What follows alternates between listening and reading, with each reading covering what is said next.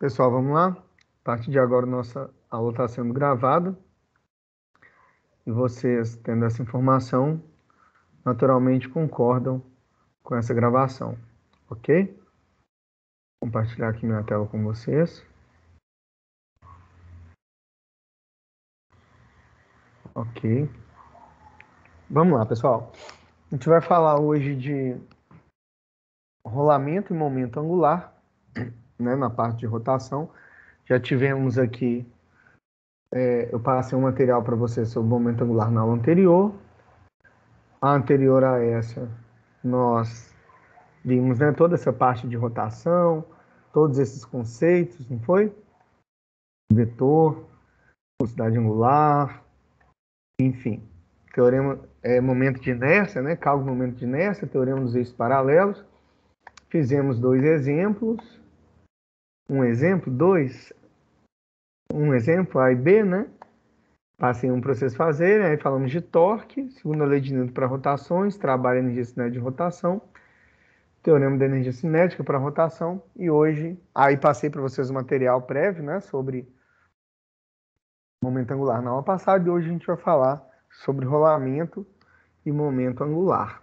Tá ok? No final da aula eu quero falar algumas coisas com vocês sobre o fechamento do nosso curso. Tudo bem? Sobre a prova, os exercícios, né? Que eu vou lançar as notas lá agora. Nós vamos fazer a última lista que é desse capítulo. Mas enfim, tem algumas coisas conceituais que eu quero falar para vocês. Vamos lá. Então, pessoal, quando a gente fala de rolamento, vamos começar aqui pelo rolamento. Deixa eu só voltar aqui rapidinho na nossa reunião. Quantas pessoas nós temos aqui? 11. Falta muita gente, né? Mas vamos começar. O pessoal deve ir entrando aí. Tá ok? Qualquer coisa vocês podem me chamar aí, mandar no chat. Vamos lá. Então, o rolamento é um tipo de movimento que combina movimento de rotação e movimento de translação, tá? Movimento de translação é o que a gente estudava lá no início do curso, né? Com a velocidade linear, a aceleração linear, né? Era um movimento de translação. Translação é quando um corpo sai, né? Centro de massa ali de um corpo sai de um ponto do espaço e vai para outro ponto, né? Para outra posição ali no espaço de acordo com um referencial qualquer. A rotação, né, é o que nós vimos quando um corpo aqui qualquer gira, deixa eu desenhar aqui do lado, né, gira em torno aqui, ó, de um eixo, né, e isso descreve um movimento de rotação, né, movimento circular.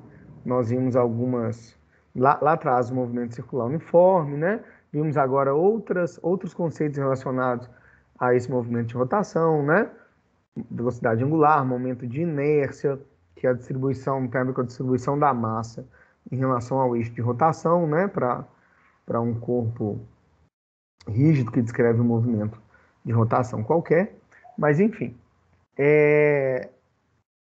Então, eu tenho um movimento de rotação, quando eu tenho, por exemplo, um eixo fixo ali, e um corpo, ou o próprio corpo girando em torno desse eixo, né?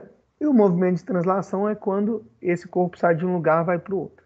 Como que é a combinação desses dois movimentos? Então, eu desenhei aqui, né, que é justamente o rolamento, desenhei uma roda aqui, tá ok? E essa roda vai rolar aqui pelo chão. Né? Naturalmente, vocês conseguem observar que quando ela rola, ela está girando em torno de um eixo, né? Tem um eixo, o eixo dela, o eixo da roda, tem o eixo do movimento de rotação, que a gente vai falar, né, do movimento passo a passo, mas ela sai de uma posição, ó, vou chamar aqui de posição S0 e aqui SF, posição inicial e posição final. Ela saiu de uma posição inicial e chegou numa posição final, ok?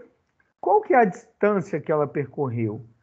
É exatamente a distância que entrou em contato aqui, né, com a superfície. Então, esse S, ó, é o tamanho da roda ali, né, que entrou em contato com o chão ali ou com a superfície.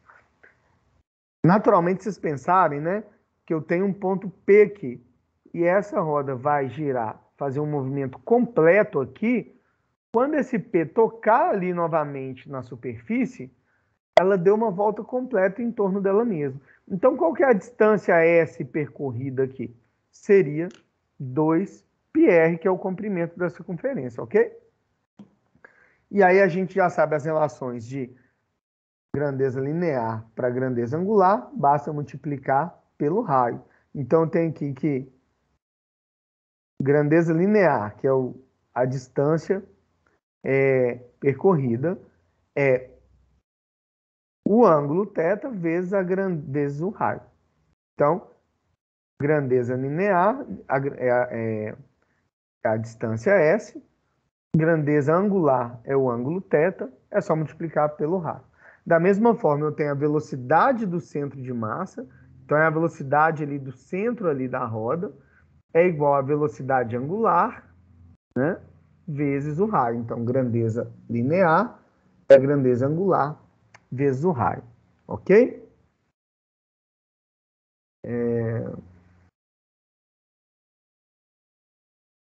Peraí.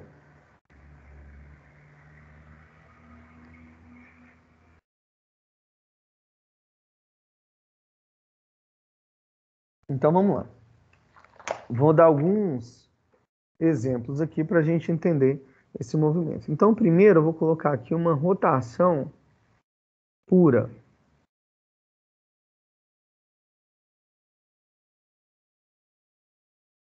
O que é uma rotação pura? Eu tenho aqui uma roda girando em torno de um eixo, ok? Então, se ela girar nesse sentido aqui, ó, com essa velocidade angular ômega, se eu pegar aqui no ponto mais alto, para onde está minha velocidade V? Está nesse sentido. E aqui embaixo? Tá nesse sentido. Tranquilo? Cada ponto que eu pegar aqui, ó, eu tenho, vocês já estão acostumados, a velocidade ali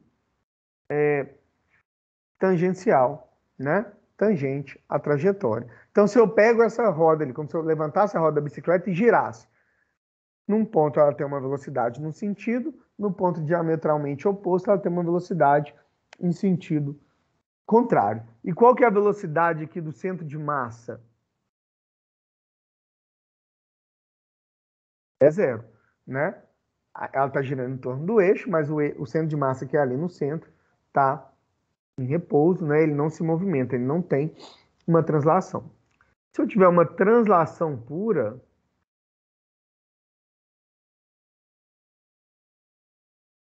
o que é a translação pura? É eu pegar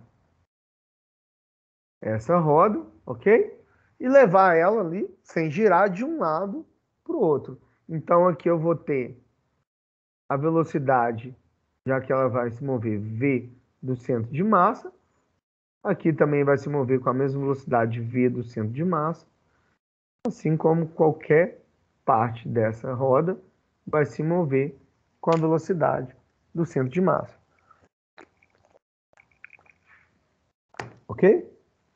E o rolamento é justamente a combinação desses dois movimentos.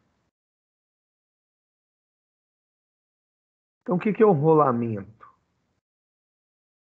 Vai rolar aqui sobre uma superfície, ok? E aí, pessoal, para a gente compreender, né, como vão ficar essas velocidades ali, tem que prestar atenção aqui. Vocês lembram que quando a gente viu força de atrito, né, num pneu, numa pessoa que está andando, é atrito estático. O ponto que está aqui, ó, em contato com o chão, ele não se movimenta, né? Eu vou ter aqui, ó, eu já vou explicar, mas vou desenhar aqui que eu vou ter, ela vai girar, eu vou ter uma velocidade que eu vou chamar de v do centro de massa. A velocidade aqui em cima, ela vai ser duas vezes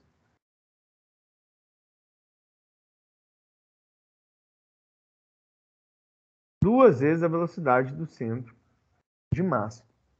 E a velocidade aqui nesse ponto P, chamar aqui de P, velocidade no ponto P é igual a zero.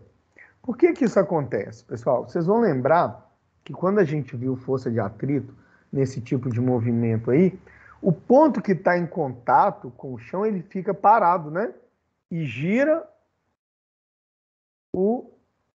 os outros pontos ali dessa roda. Assim como é quando nós andamos, né? Nós colocamos o pé no chão, nosso pé fica parado em relação ao chão e ele movimenta nosso corpo para cima. Eu até dei um exemplo, eu lembro sobre isso aí no curso anterior. Quando, às vezes, nessa criança fica brincando ali, né? Como se fosse salto com vara.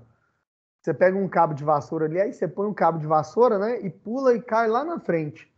É mais ou menos isso, ó. Eu tenho aqui, imagina aqui que você está brincando de salto com vara. Então você está aqui, ó.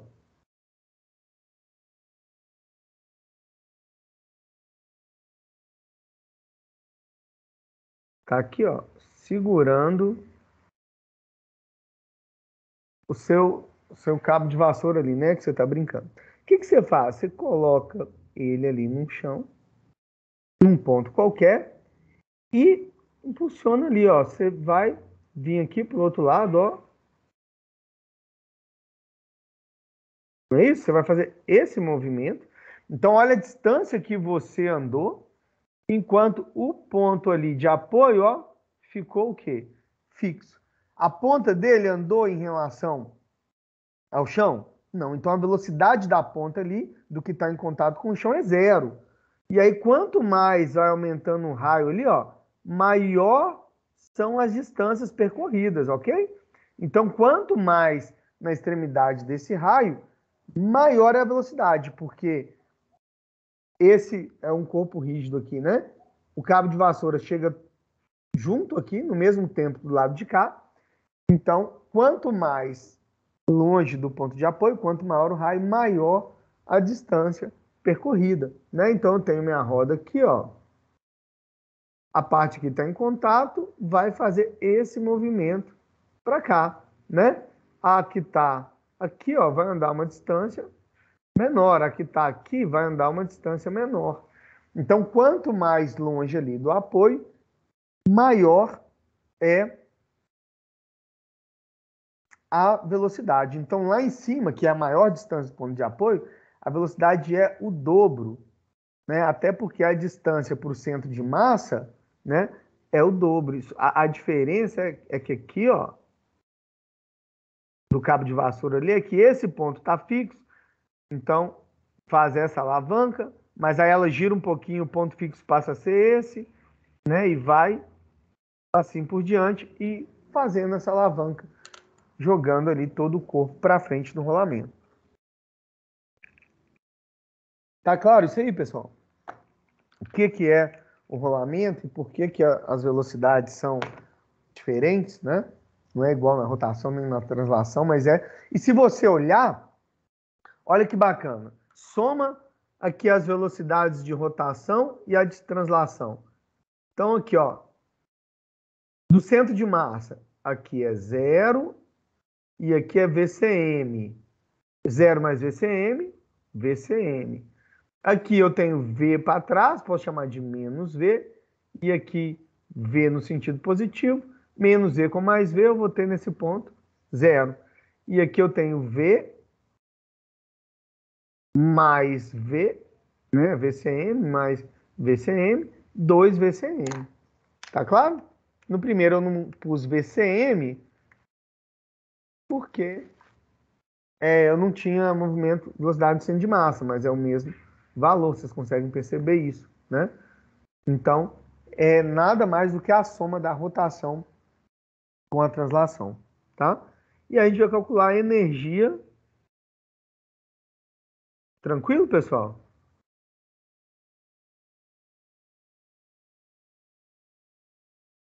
De rolamento.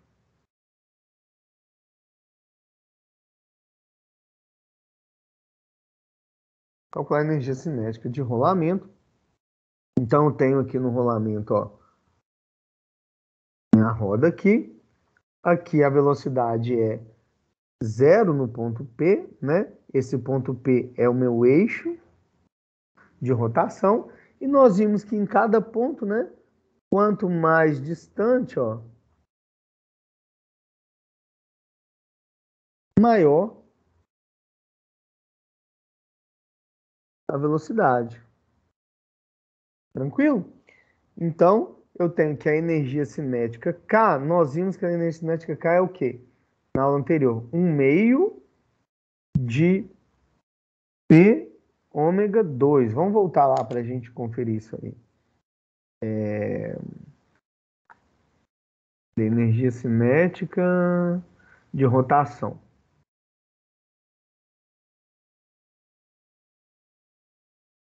1/2 de I ômega ao quadrado, não é isso? Isso. Então, vamos lá. Eu pus P, né? É IP, desculpa. I do ponto P ali, né? Deixa eu fazer mais bonitinho aqui. 1/2 do momento de inércia I, vou pôr aqui um Pzinho que é do ponto P, vezes ômega ao quadrado. Por que é o I do ponto P? Porque é o ponto P que é o eixo, né? E o momento de inércia é em relação ao eixo. Logo, eu tenho que K é igual. Vou aplicar o teorema dos eixos paralelos, que vamos definir aqui esse IP pelo teorema dos eixos paralelos. Vou fazer aqui do lado. I P é igual a I do centro de massa mais a massa total, M, vezes o raio ao quadrado. Esse é o teorema dos eixos paralelos. Então, assim, né, eu tenho que K é igual a 1/2. No lugar de I, eu vou colocar ICM mais MR2, né? Então, eu vou pôr I do centro de massa vezes ômega 2, vou multiplicar pelos dois aqui, tá? Mais 1/2 de mr ao quadrado vezes ômega ao quadrado. Tranquilo? Como eu tenho que V é igual a ômega R, V do centro de massa, é o quê? Velocidade angular vezes o raio, nós vimos essa relação. Eu tenho que a energia cinética K vai ser igual a 1/2 de I do centro de massa vezes ômega 2 mais 1/2 da massa. Ó, ômega R não é V do centro de massa? Eu tenho que R2 ômega 2, isso aqui é o quê? V do centro de massa ao quadrado. Tranquilo? O que que é isso, pessoal? Se vocês forem olhar, ó,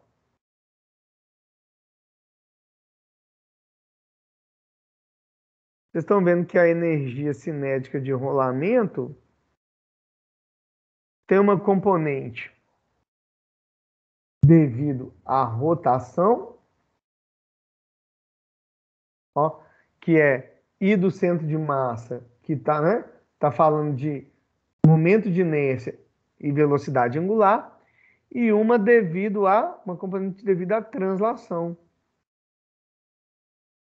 que é a massa vezes a velocidade ao quadrado. 1/2 de mv2 é o quê? A energia cinética que a gente está acostumado a calcular, né? Para um corpo qualquer que tem uma velocidade de translação, não é isso? Então, uma componente devido à rotação, outra componente devido à translação. Tranquilo?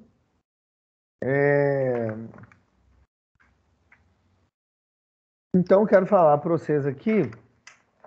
Eu sei que alguns conceitos, né? Material da aula passada foi um material muito bom. Eu só quero dar uma pincelada aqui em algumas coisas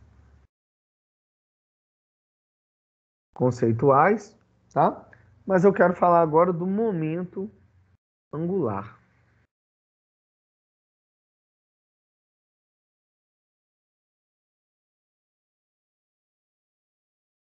momento angular, que a gente vai representar pela letra L. Ok? Então, o momento angular, pessoal, ele vai ser dado por L. Meu L tá ficando ruim aqui. L, momento angular L, é igual ao raio produto vetorial com momento linear, tá? Então, tem que L é igual ao raio. O que é momento linear? Quantidade de movimento, né? Que é massa vezes velocidade. Logo, L é igual a massa, vou tirar a massa, que ela é constante, que multiplica raio, vec, velocidade, produto vetorial da massa e da velocidade. E aí a unidade do momento angular é quilograma, que é massa, né? Vezes metro. Velocidade é metros por segundo, então vou pôr metro vezes metro, dá metro quadrado por segundo, ok? Ou a gente também pode representar por joule vezes segundo. Tranquilo? Então, eu tenho aqui, ó, que vocês olharem, vou desenhar fazendo a janela aqui, ó, que torque é um raio produto vetorial com a força. O L é o correspondente do P, né, momento angular, momento linear, e o torque é o correspondente da força para o movimento angular. Tranquilo?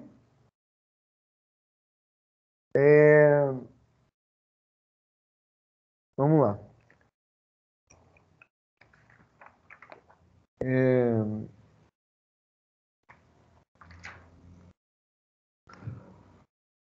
Deixa eu ver o que mais que eu separei aqui que é interessante para a gente falar.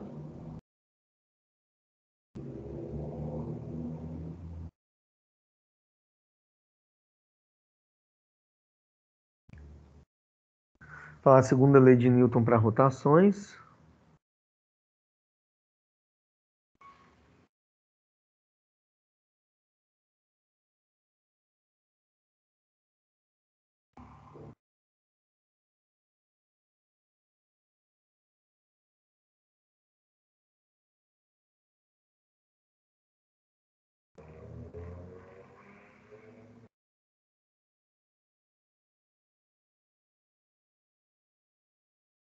Segunda lei de Newton para rotações. Eu tenho que a força resultante, né, da segunda lei de Newton é igual a dp dt, não é isso? Variação do momento linear pelo tempo, né? Só vocês olharem, o que é o momento linear? Então, é a derivada da massa vezes velocidade no tempo, ok? Que é igual a massa, tirar aqui, dv dt. E o que é dv dt?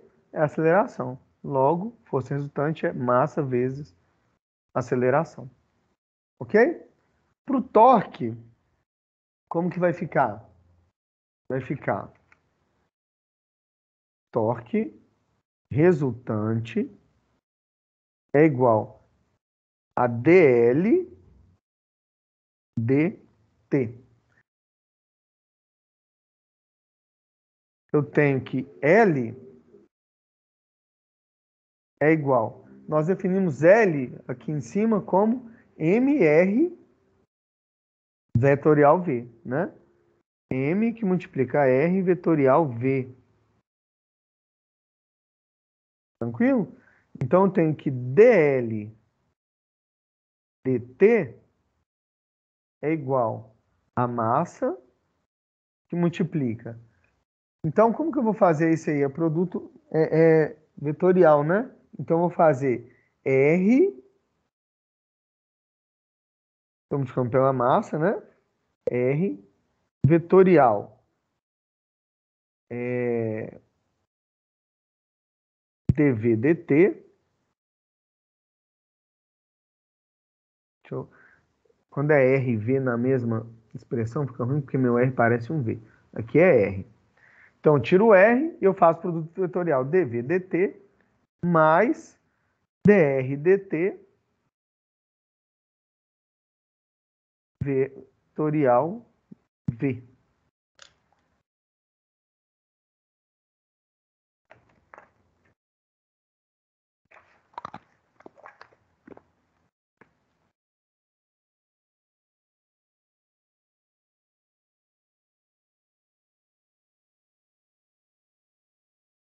Logo aqui eu tenho que dl dt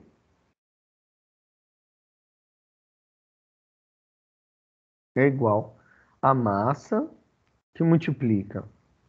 Então, ó, vamos voltar aqui. dv dt é o quê? Aceleração. E dr dt é o quê? Velocidade. Não é isso? Quando eu faço derivada da distância no tempo é velocidade. Derivada da velocidade no tempo é aceleração. Então, isso aqui vai ser massa que multiplica. Cadê? Aqui. R vetorial A mais V que multiplica vetorial V, né?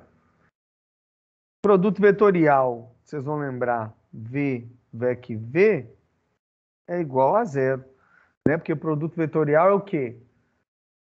É um vezes o outro vezes o seno de θ, como o ângulo, né? São os dois mesmos vetores. O ângulo é zero, seno de zero é zero. Assim, eu tenho que dl dt é igual a massa que multiplica R vetorial A. dl dt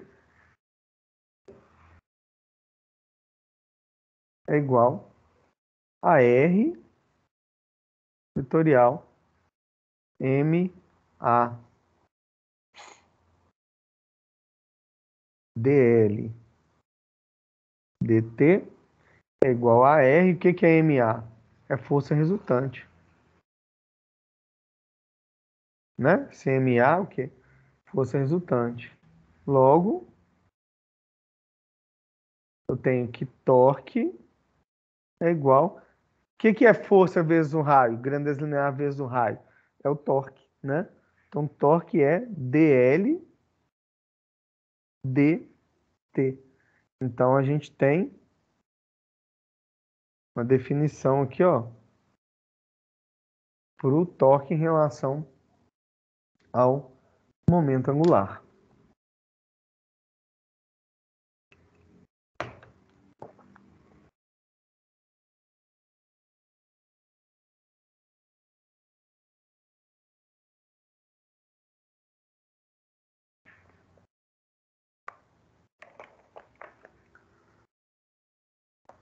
Momento angular.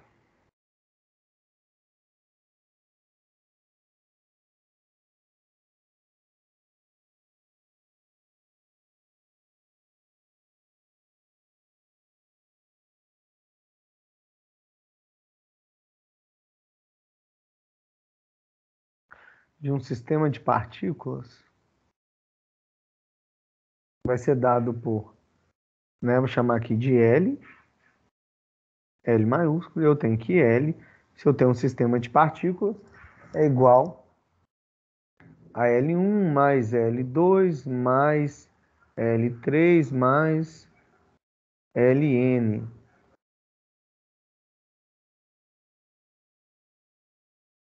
que é igual ao somatório de I igual a 1 até N de Li. Não basta eu somar todos os momentos angulares, eu tenho um momento angular total, e eu tenho que dl dt é igual ao somatório de I igual a 1 até N de dli dt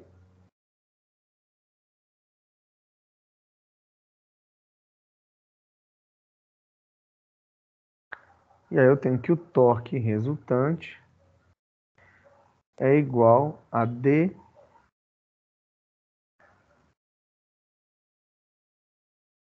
dl, né? Onde L é o somatório de todos os ângulos angulares, dt. Isso aqui para um sistema de partículas.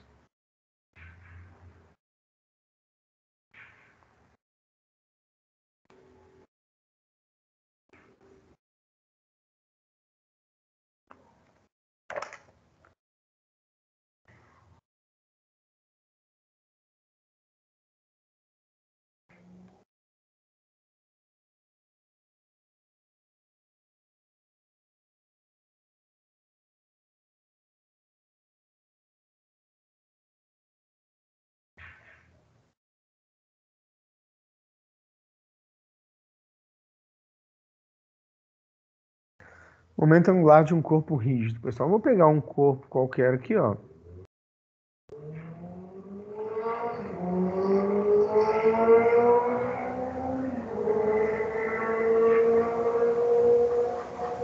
Que gira aqui com uma velocidade ômega, tá? Em torno de um eixo qualquer.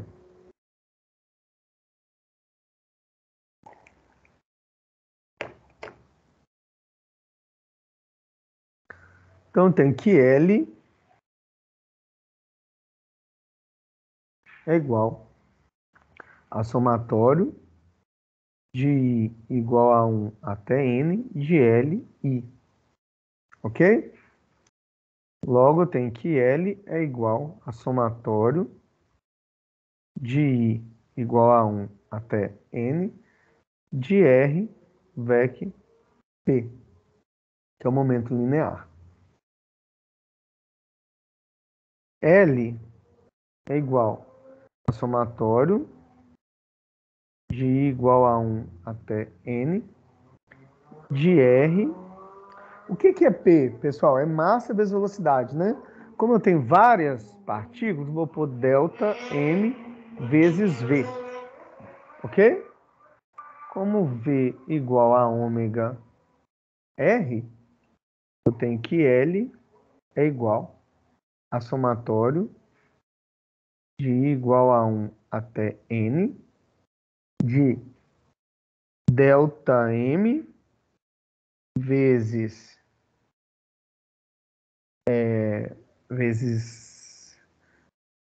V. Não, V eu vou substituir. Delta M vezes R. E no lugar de V eu vou pôr vezes ômega R. Logo eu tenho que L é igual. Vou tirar o ômega, porque a gente sabe que a velocidade angular é a mesma para todas as partículas, ok? Ômega que multiplica somatório de I igual a 1 até N de... Tirei o ômega, então vai ser MR2. O que é esse M somatório de MR2? Isso é um momento de inércia. Então tem que L é igual a I vezes ômega. Olha como que facilitou aí para um corpo rígido, né? Esse somatório dos momentos angulares das partículas ali virou momento de inércia.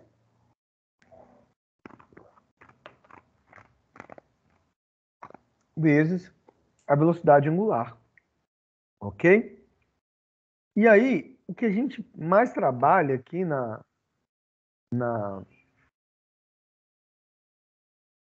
momento angular, na verdade, o que é mais interessante é a conservação do momento angular, que é o que a própria palavra já diz.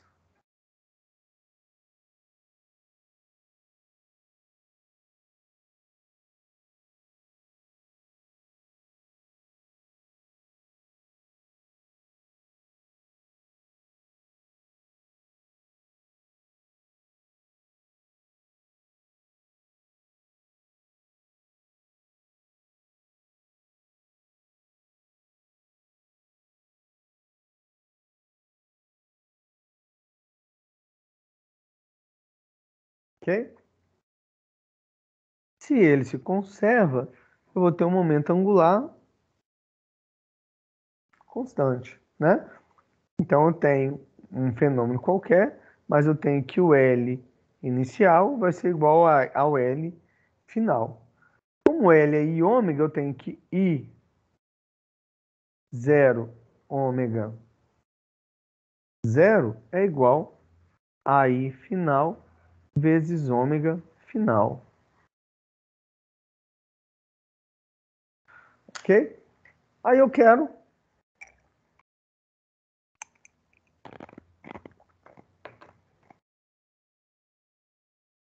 mostrar algumas aplicações disso aí para vocês, né? Na prática, o que é essa conservação do momento angular?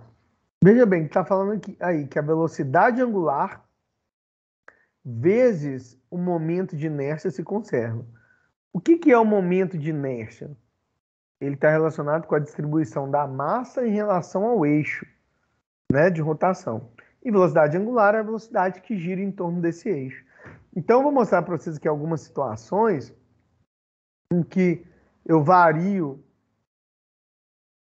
essa distribuição da massa, esse momento de inércia, e automaticamente essa velocidade varia também. Eu vou mudar aqui o meu modo de compartilhamento para compartilhar o som aqui do computador também.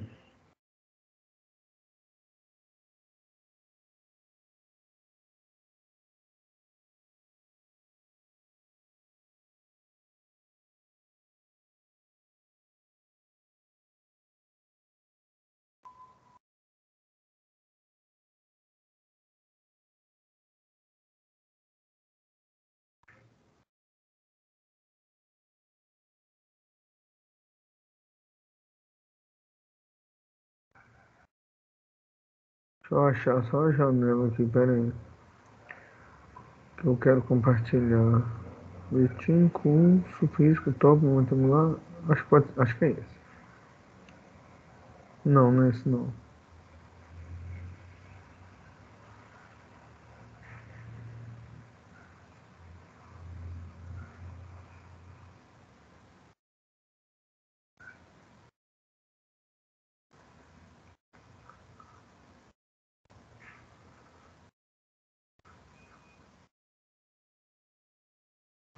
Será que não aparece todos? Deixa eu fechar umas janelas aqui.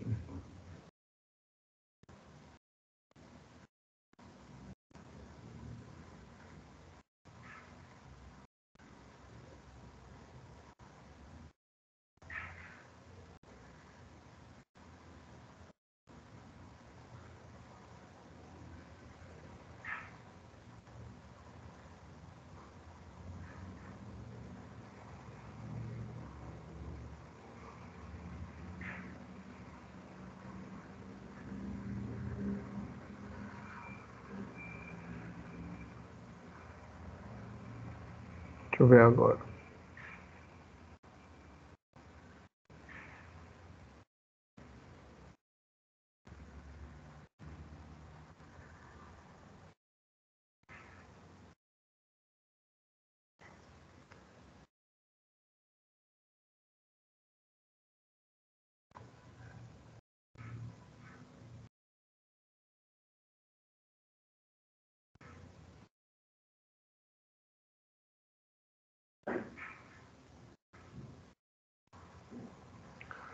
Ouça um bom conselho, eu lhe dou de graça. Não te dormir, que a dor não passa.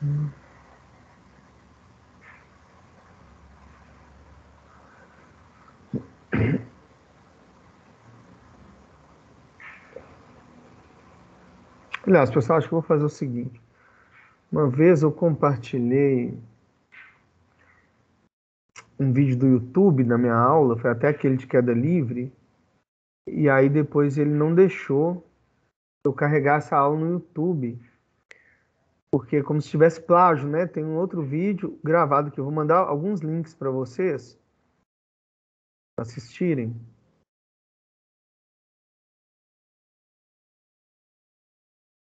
mandar no chat aqui.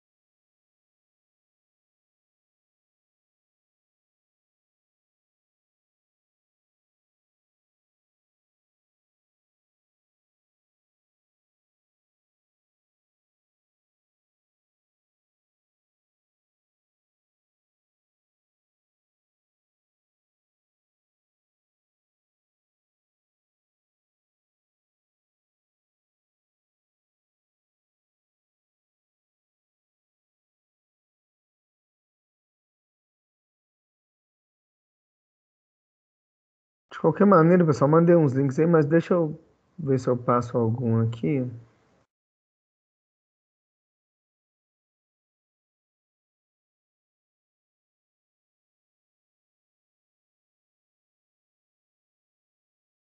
Passar essa aqui, por exemplo. Peraí. Não, deixa eu voltar lá. Eu tenho que compartilhar o som do computador.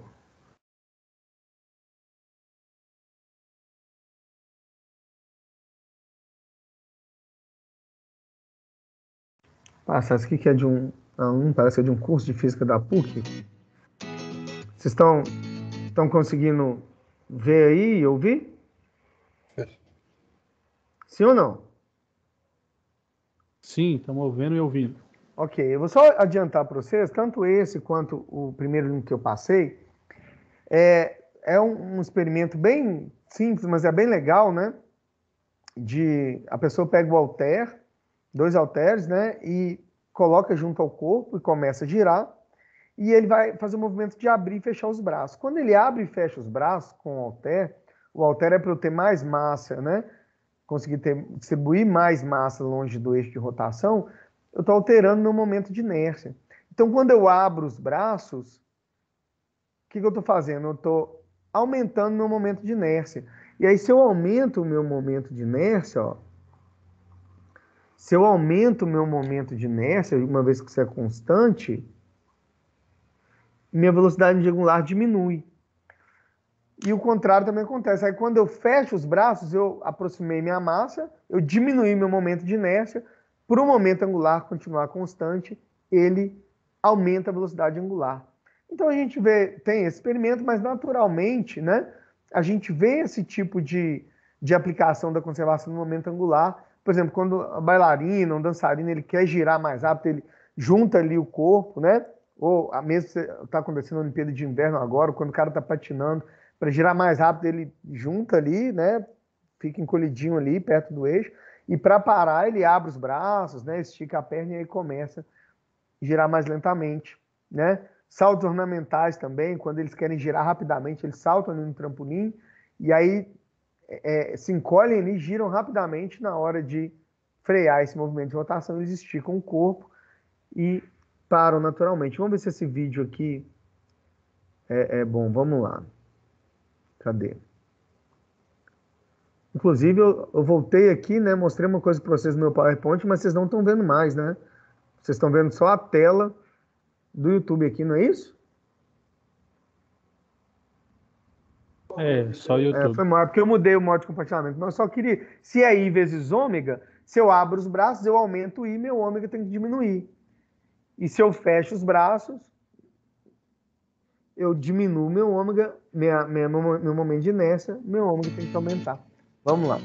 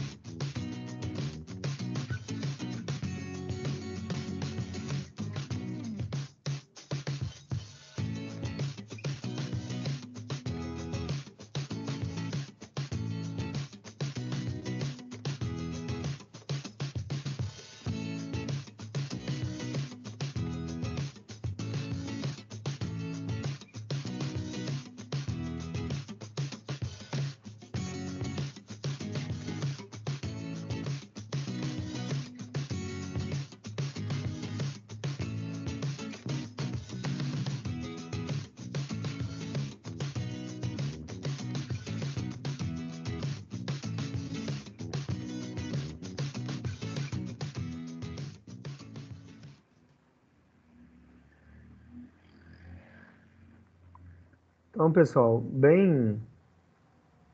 O que foi, cara? Que cara é essa? Eu tô achando que...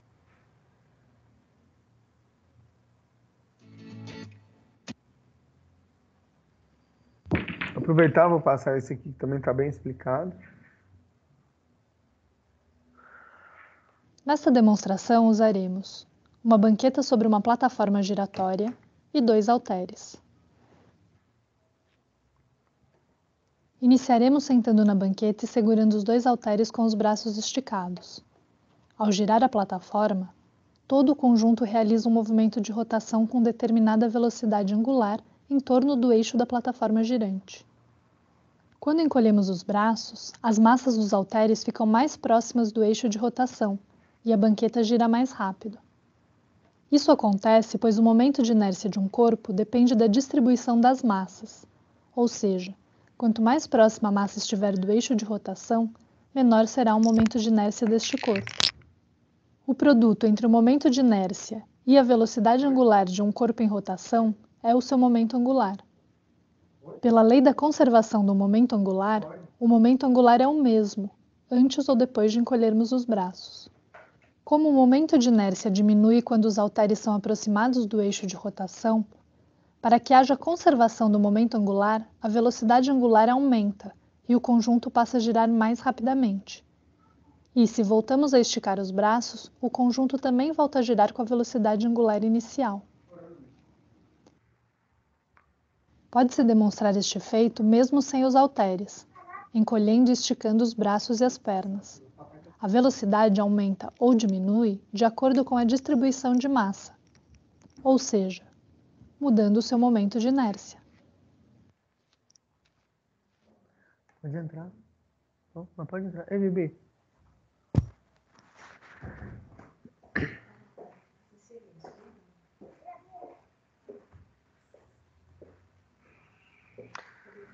Ok, pessoal? Tem vários outros exemplos aí. Vou interromper aqui o compartilhamento. Deixa eu parar aqui. Vocês conseguiram, pessoal, ver o vídeo aí, ouvir a explicação?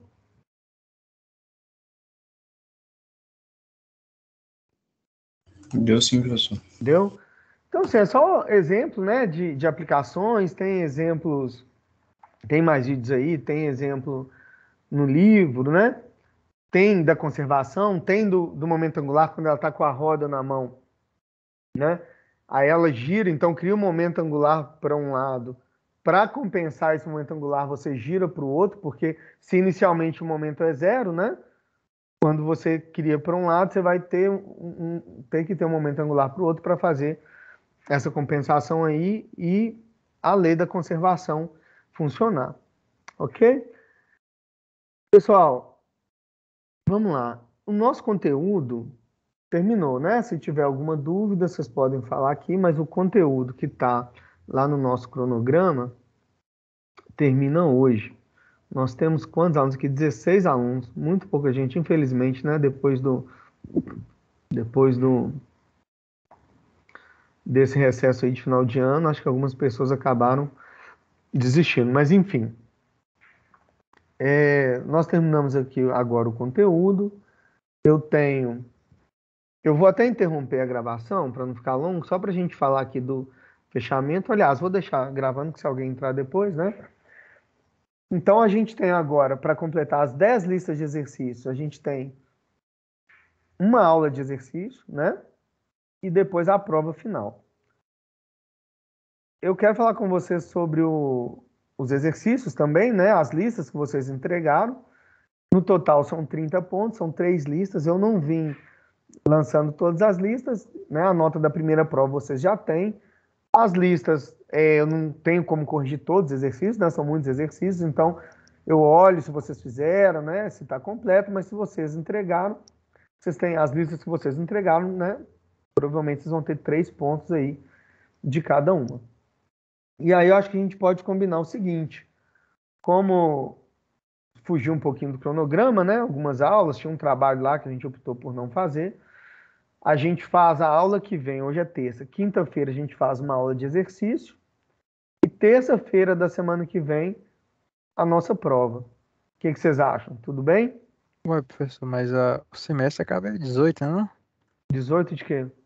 18 agora. Terça-feira da semana que vem já é exame especial já, professor. Que é Não, exame não, especial. É, É, ué. dia 21 Não, no começa o meu exame cronograma especial. não, peraí. Ih, será que você olhou os atualizados? Deixa eu olhar aqui. Então Porque deixa eu parar aqui para não ficar muito longo. Deixa eu parar a Beleza. gravação. Semana que vem já é exame especial pra quem pegou já.